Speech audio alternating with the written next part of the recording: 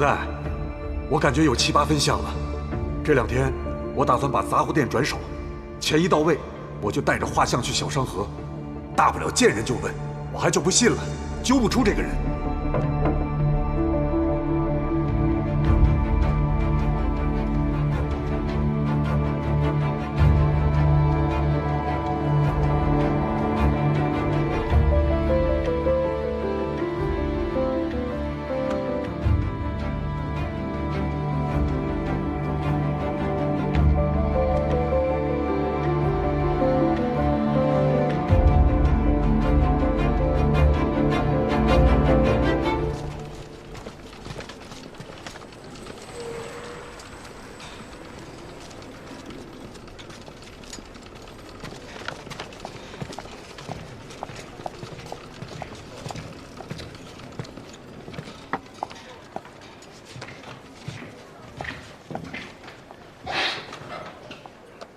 很会选地方，内外都有摄像头，人也很多，很懂得保护自己。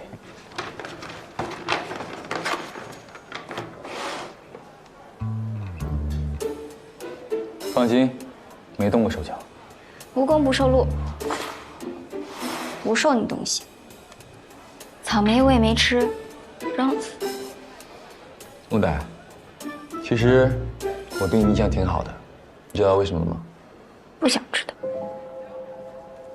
你功夫好，但下手知轻重，留余地，跟你打交道不累。你刀都架我脖子上了，还夸我武功好，讽刺我呢吧？说真的，我能看得出来，你有非常扎实的传统武术功底。如果较真起来的话，我应该不是你的对手。我也能看得出来，你走格斗路数。你是干什么的？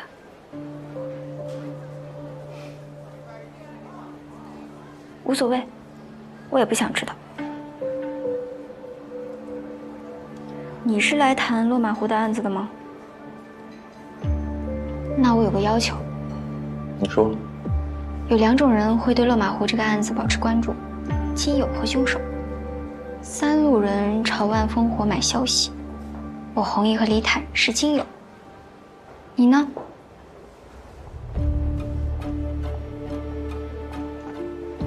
你对我弘毅挺了解的吧？李坦你也挺熟的吧？你找我聊可以，那你要我们全盘托出，你自己藏着掖着的，不太好吧？我很忙哦，你要不说我可走了。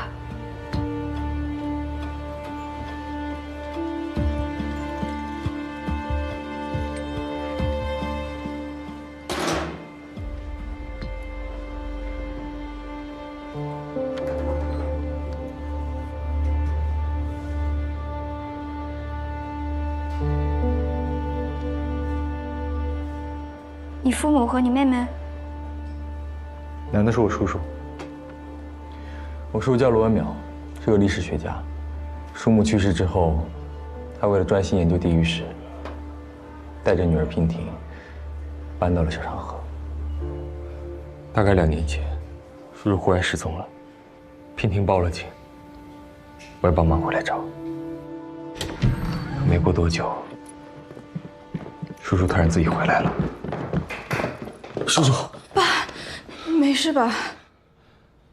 没事。问他去了哪儿，他说是龙马湖。叔叔经常去外地出差，做学术拜访，我就没在意。可当天晚上，发生了一件奇怪的事情。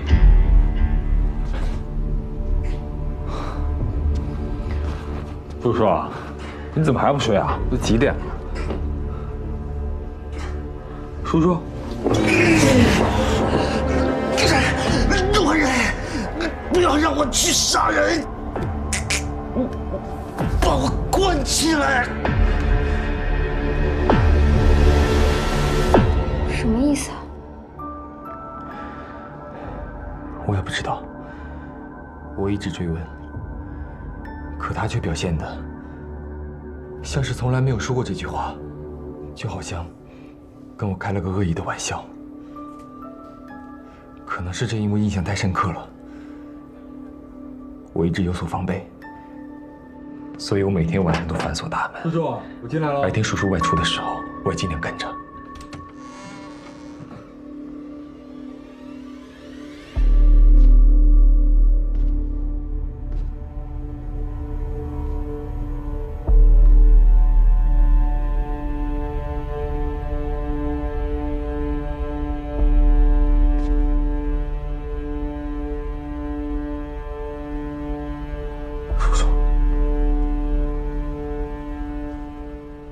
这是在干嘛？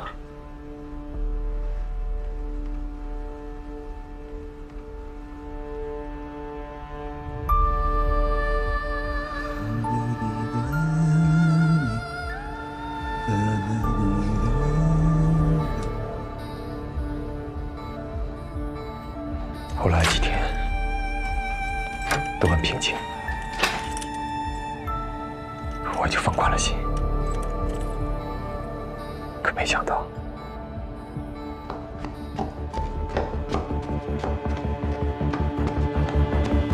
陆小刀，快醒醒，醒醒！我爸他不见了。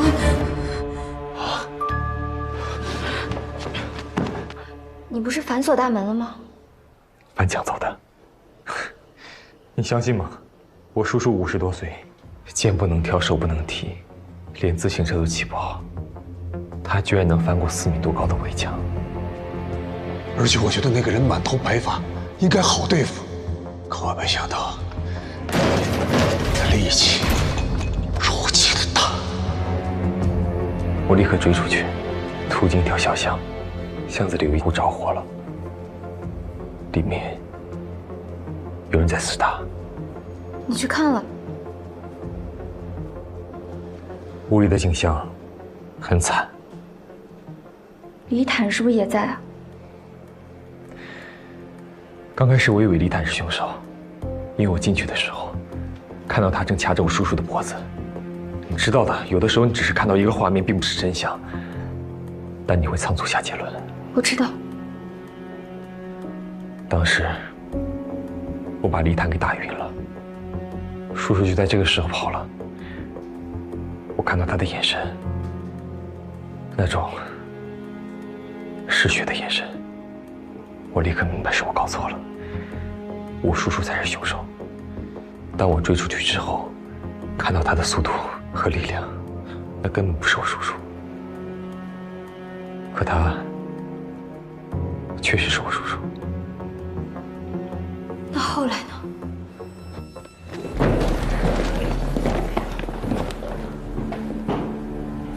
罗小刀，我爸他怎么了？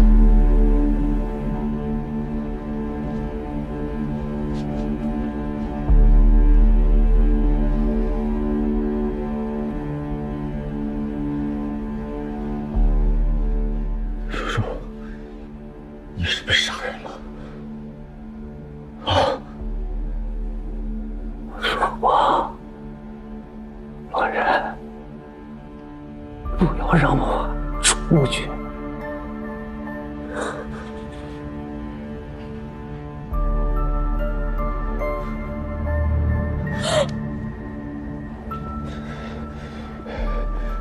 皮丁，把绳子拿来，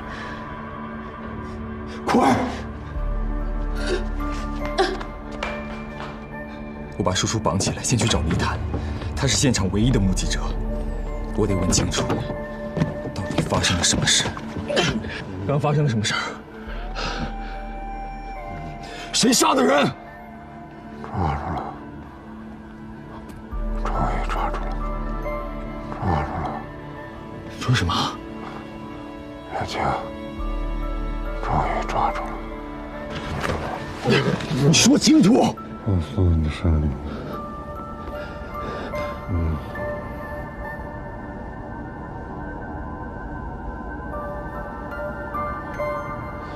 我赶着送李坦去医院，于是把叔叔反锁在书房里面，吩咐娉婷等我回来商量。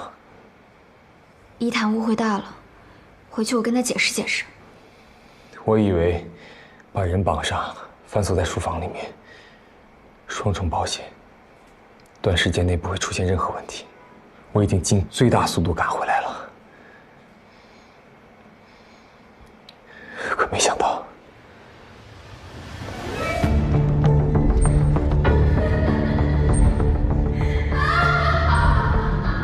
叔叔死了。娉婷，娉婷疯了。我不知道究竟发生了什么事情，也许他听说我要报警，赶紧把叔叔放了出来。可法医鉴定，叔叔是自杀。那娉婷为什么会疯呢？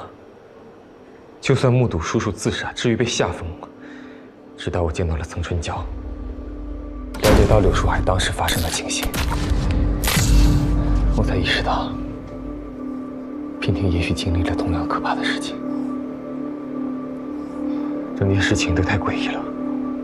我从这个案子开始回溯，从泥潭开始查，知道了落马湖案。但落马湖案的真凶绝对不是我叔叔，他那个时候还在国外求学。后来了解到了有霍子红这号人物，然后我整合我所能寻求的一切线索。如果这是一场大戏，现在整个戏言都在霍子红一个人身上。陆丹，我需要你的帮忙。我红姨不可能是凶手。他也许不是凶手，但他一定知道凶手是谁。那你有什么证据？你还记不记得昨晚我们在后面聊了一会儿，他上来就问道：“他没一起来吗？”那个他是我叔叔，我叔叔当时就已经死了，一个死了的人，怎么可能做到一起来呢？他还没死吗？活得挺好。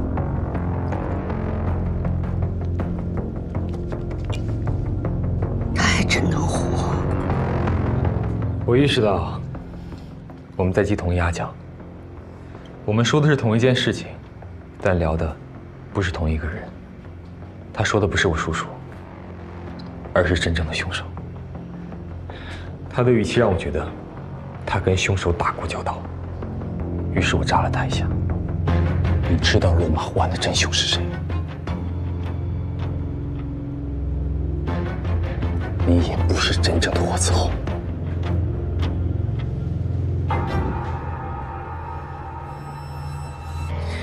接下来他什么反应，你也看到了。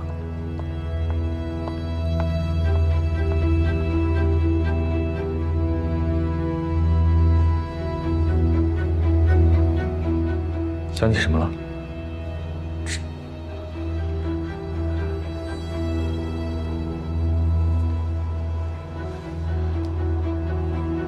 张光华。张光华是谁？张光华是我红姨在万烽火那儿背的第二个案子，他也是落马湖人，而且之前跟李亚青住过同一栋楼。后来，落马湖的案子发生不久，他就失踪了。再后来，他的贴身物件被发现在大通的颐和滩那儿，好像人是遇难了。大通。大通？地名怎么这么熟啊？我好像在哪儿看见过。刘书海翻车落水的地方，对，就在大通。对。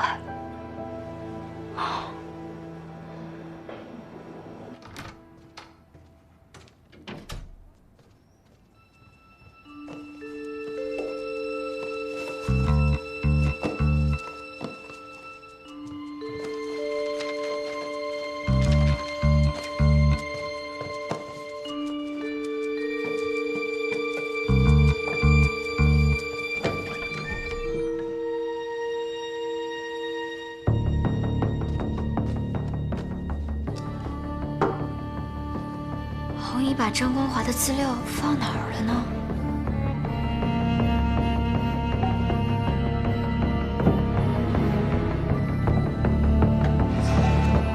我不知道啊，我一下午也没见到木袋了。行，那你再找找吧啊，哎。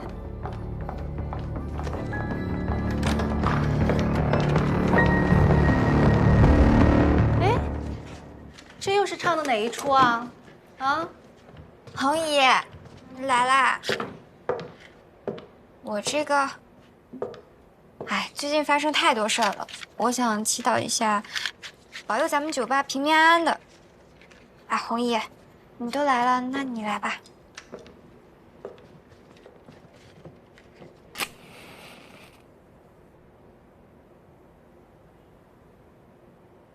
好了。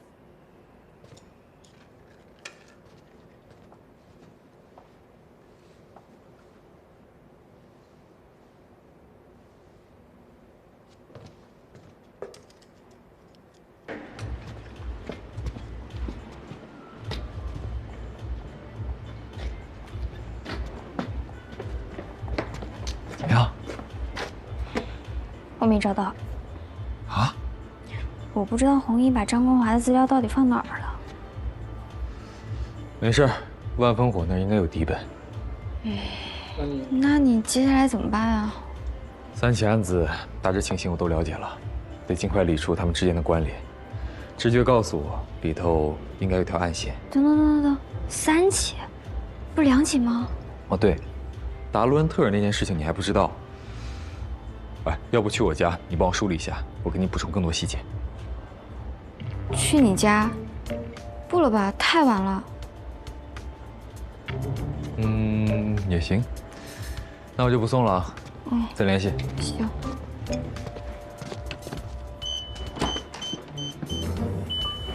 不是，你住这儿啊？那我这……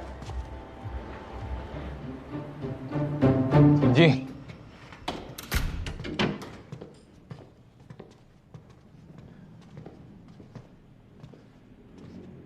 是你家啊？租的，拎包入住。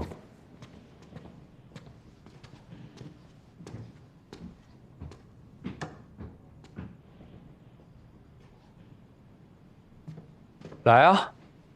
去哪儿？房间。啊？哎，资料在我房间。哦。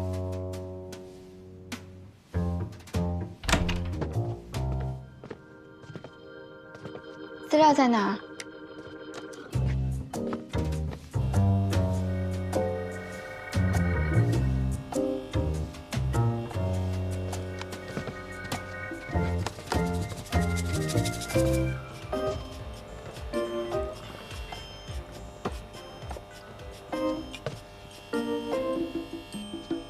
这里能看到酒吧啊，还能看到我房间呢。我说这2天怎么总有一种被人偷窥的感觉？偷窥一般是不良目的，我这种叫侦查或者观察。来看资料，刘树海死前提过2个案子，一件是落马湖，另一件岑春娇没说。所以你私下向岑春娇买通了消息？这个案子发生在5年前，达伦特尔，牧区，冬天，犯案的手法也是先杀人，后使用鱼线。不过这个案子没人知道。没人知道。受害者被雪困住，又有狼群，这个事情就算在天灾头上了。话说回来，这几个案子从地域上看有什么规律吗？彼此距离都很远，看不出什么联系啊。时间上呢？第2起和第3起案子之间隔了3年，但是第1起和第2起案子之间居然隔了17年。然后就是每起凶案的凶手，我始终觉得第1起案子不是刘树海做的。第一，2起案子相隔时间太久；第二，案子发生的时候，刘树海才刚成年，怎么会突然到落马湖杀死跟自己毫不相干的李雅青一家呢？对啊，我之前一直没有头绪，直到你跟我提到张光华，很巧吧？张光华也住在落马湖，而更巧的是，张光华的遗物遗落在大同，柳树海也是在大同翻车落水的。他们两个都有一个时空交点，大同，而柳树海和我叔叔之间也有一个。柳树海是在济泉死掉的。记不记得我跟你说过，我叔叔失踪那次，我帮忙回来找。我问娉婷，叔叔离家出走之前有没有什么奇怪的地方？结果娉婷告诉我叔叔曾经去济泉出差，回来生了一场大病。从那之后就不对劲。5年前，真不好意思啊，我叔叔买错票，是我跑错了地方，阴差阳错的住进曾春家的小旅馆。好，那好，就这样。上楼右拐，一直往里走，202房。残春娇说刘树海住203啊，这么巧啊？就是这么巧，单双号门。刘树海死的时候，我叔叔也在。经理已经报警了。抱歉。还记不记得，刘树海死的时候，背后少了块皮？残春娇说过，他背后的那块皮形状特别规整。我叔叔也是。刘树海在大通落水之后就不正常了，你叔叔从济泉回来也开始古怪，我觉得有问题，就好像一个杀人接力游戏，前一个人死了，后一个人继续接力，再去犯案，然后再下一个，再下一个，说不定幕后有人全程操控这一切，割走参与者的皮，作为参赛纪念。想到什么了吗？想到什么？接力赛结束了。什么意思？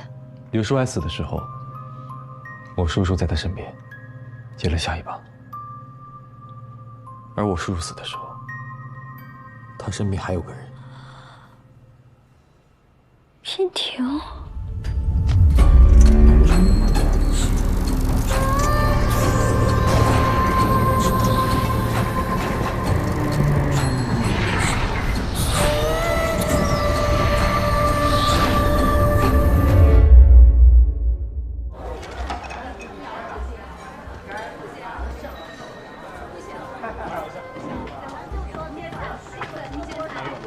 打扰一下，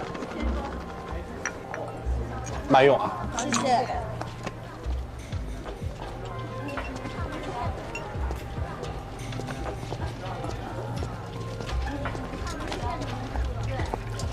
妹妹回来了，你干嘛去了？办事儿。啊？你这么大木袋亲自办事？不是，你看人唐僧，妖精不用他打，斋饭不用他画，连担子都不用他挑，就因为他手底下有仨好徒弟。您帮仨，哪怕培养出一个死心塌地的徒弟，你省多大心？你就是想拜师学东西吧？我行吗？哎呦，没戏！我上头有师傅，我收徒弟的事儿得他认可你。哦。哎，妹妹，那这么的，回头您给引荐引荐，是不是？我拎个点心匣子去，我这也算带艺投食。有点道理哈。但我师傅最恨当过贼的人了。我那大师兄你知道吧？大师兄，哎呦，当年他一时糊涂做了错的事儿，那个偷了人家东西还是怎么着？那让我师傅给收拾的，哎呦，家法伺候，现在还没好呢，手腿都断了。啊，像你这样劣迹斑斑的呀，真想多了。好好干活吧啊！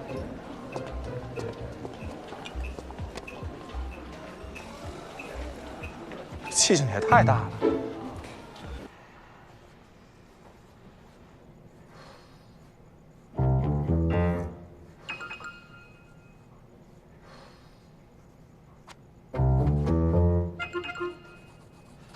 曹兄，这聪明人得看清形势。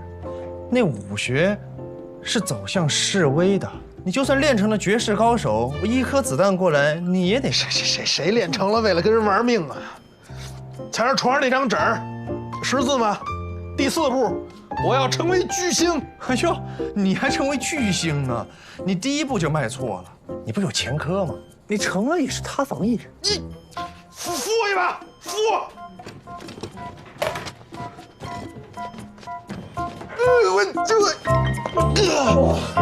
不是你这还练啥呀？啊！不要随便评价别人的梦想。哎呦，你还有梦想呢？行，那我也有梦想呢。还问我什么梦想？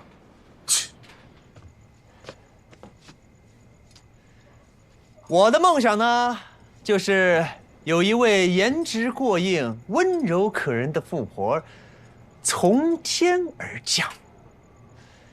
有句话是怎么说的来着？这许我一世安稳，免我半世流离。吃软饭呗。不是曹兄，这话怎么到你嘴里就那么的俗呢？只是多了些许金钱的元素而已。所以这才是梦想嘛。这梦一梦，想一想就行了。再说一句啊，曹兄，你有地儿睡，有饭吃，将就着活吧。不是三三，你这人怎么这么灰呀？你年纪轻轻的，眼睛里就失去色彩。我可不能跟你一样，就怕白天没什么事儿。明儿啊，我再出去打一份工，哪么扛大包呢？凭自己力气吃饭不丢人，我得让穆代对我刮目相看。呦！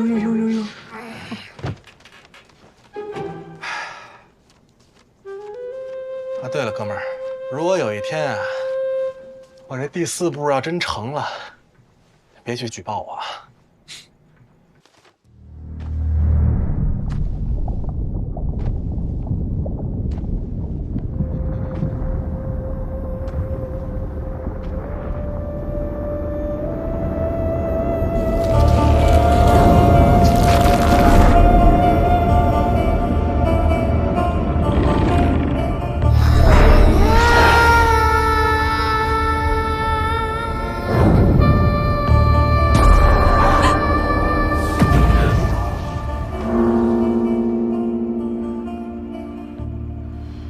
不行，要弄清真相，还是要从弘毅入手。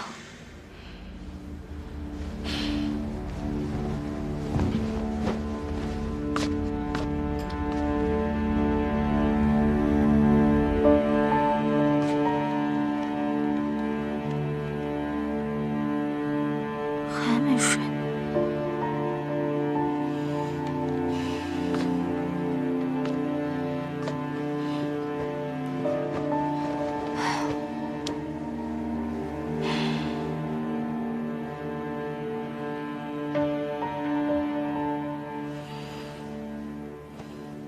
说不定幕后有人全程操控这一切，割走参与者的皮，作为参赛纪念。割皮的人应该就是终极大 BOSS 了。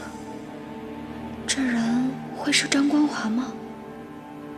罗文淼那次也就算了，刘寿还死的时候，岑春娇就在走廊里，那么短的时间，他能做到进屋、割皮、逃走，不留任何痕迹，太可怕了。这哪像人能做出来的？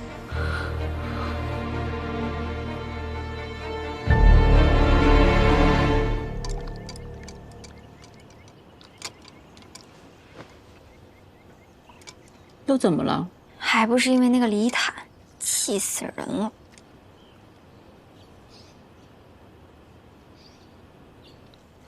啊，他呀，他怎么惹到你了？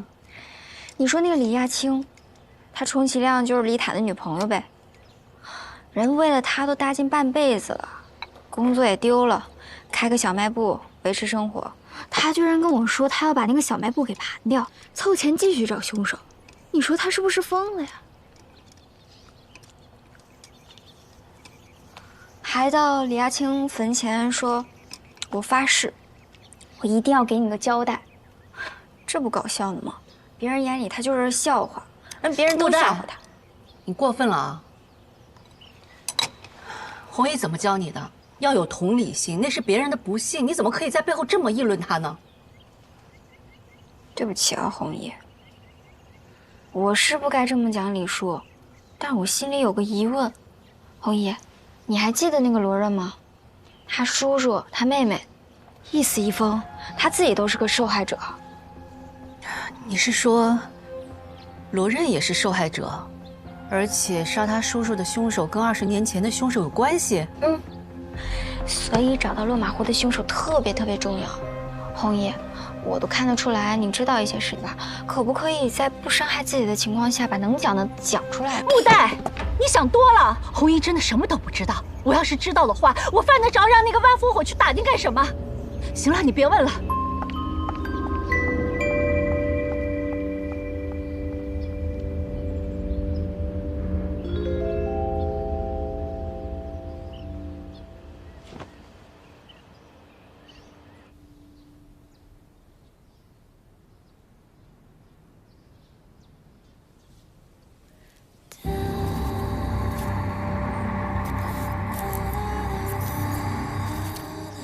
娉婷又严重了，不能再等了。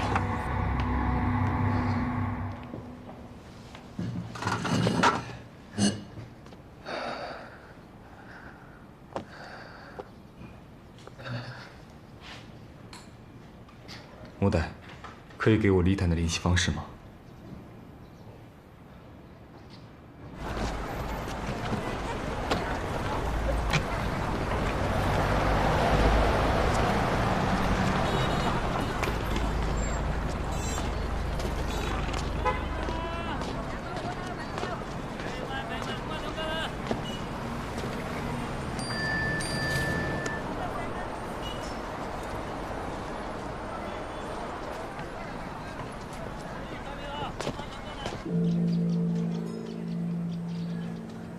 喂，我听说李坦来利息了。我现在就去见他。那你怎么没有跟他电话说清楚啊？李坦性格冲动，这么复杂的事情，还是面聊比较合适。你也知道他性格冲动，我是怕你们俩还没聊上，你就被他打死了。我战斗力这么差吗？总之你们见了面先讲清楚，免得误会。哎，我要不是答应红姨陪他来庙里，我就跟你一起去了。放心吧，聊几句而已，不会出事的。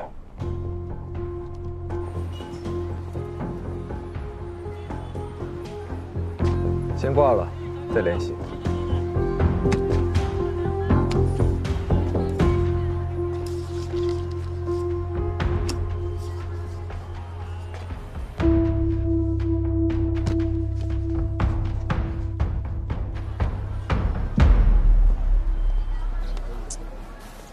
这不过河拆桥吗？也不回信息。木代，红姨，你可算聊完了。喝酒啦？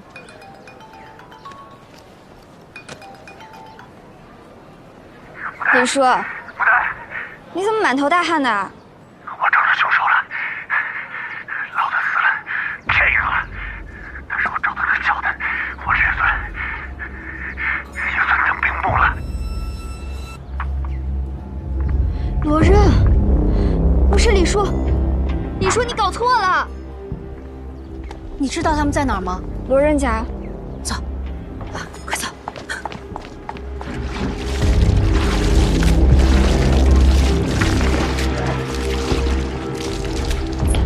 别过来！无奈，你出去，快出去！李叔，你别，这事跟罗任没关系。没关系，我亲眼看他叔叔杀的人，他就是帮凶，居然骗我说他叔叔被人控制了，我呸！我是3岁小孩吗？啊，眼见为实。李叔，任何借口都没有。你先把打火机放下，杀人是有罪的。我连命都豁出去了，22年了，22年了，我终于可以给雅青一个交代了。李坦，是我，李坦。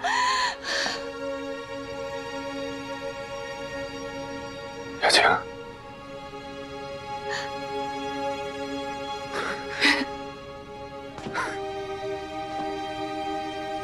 雅青，是我。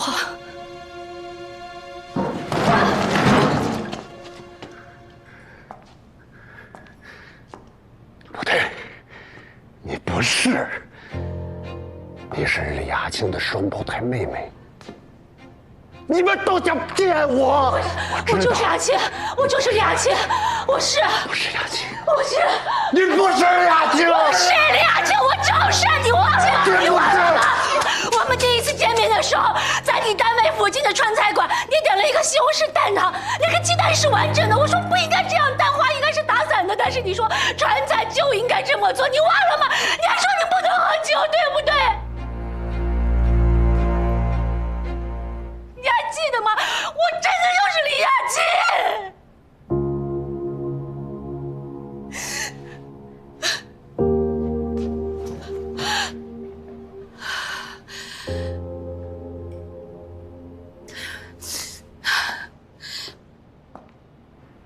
亚青，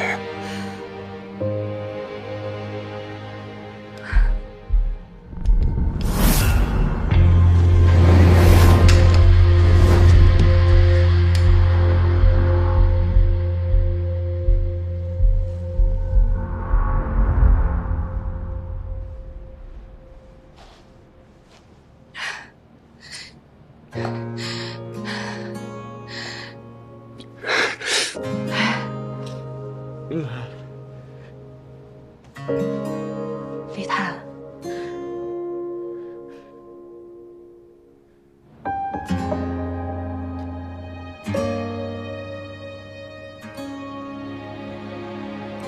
我有话跟你说。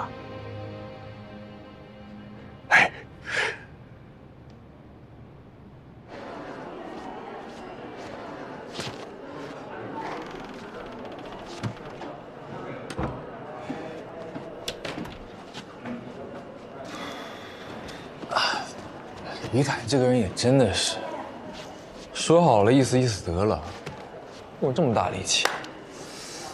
哎呀，都是水啊！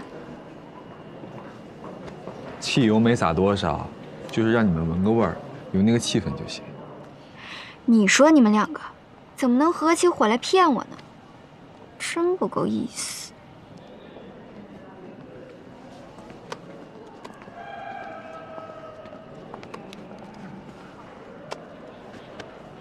郑博早上发给我的。对不起啊，我没时间等了。平顶上的歌是我叔叔杀人前唱的。我本来想跟你商量一下的，但是一来李诞是个急性子，二来我们都觉得不告诉你们，一切反应都是真实的，效果反而好。事态紧急，所以行了下策。嗯。我前2天不是睡不着吗？然后我就在想这个案子的事儿，我突然冒出一个想法来。你说？你说那幕后的主谋会不会是超自然力啊？这很奇怪吗？不好意思，刘树海掉进河里之后性情大变，是被控制了，后来死在小旅馆里，又控制了你叔叔。所以你觉得现在娉婷疯了，是被这种力量控制了？对啊。所以我们现在应该找大师帮忙喽。说说嘛，说能不能说啊？哎，现在肯喝我的水了，这一次是真的下了毒。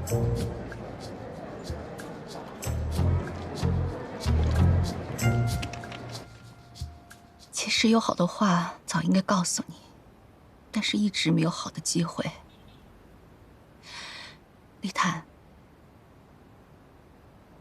你也知道当年我跟张光华的事情，因为我爸觉得一直没有面子，所以我只想说对不起。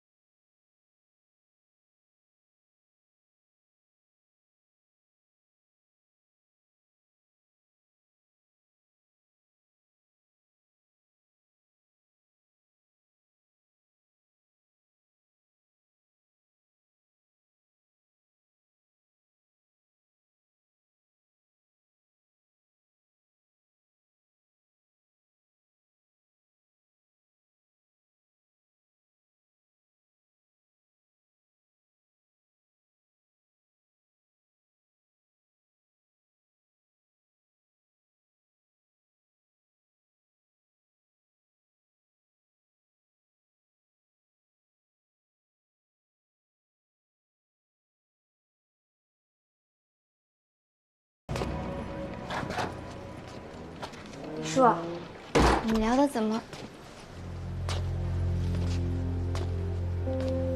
李叔，怎么啦？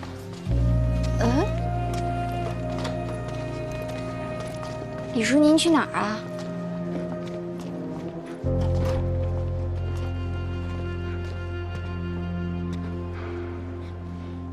李叔，怎么回事啊？恒姨。